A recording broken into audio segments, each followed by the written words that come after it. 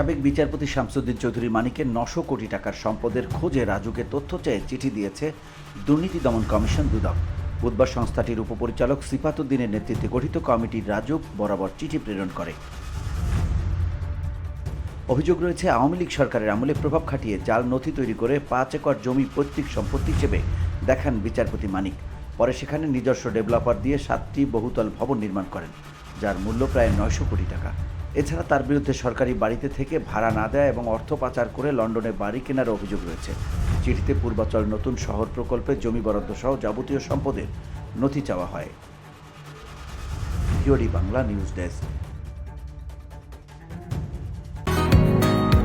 বসুন্ধরা, উত্তরা, বনশ্রী, কুড়িল ও বাড্ডা সহ রাজধানীর বিভিন্ন স্থানে অভিজাত ও অত্যাধুনিক মানের ফ্ল্যাট কেনার এক নির্ভরযোগ্য প্রতিষ্ঠান pleasant properties limited.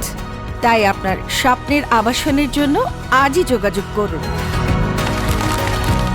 Pleasant properties limited, where destiny matures eventually.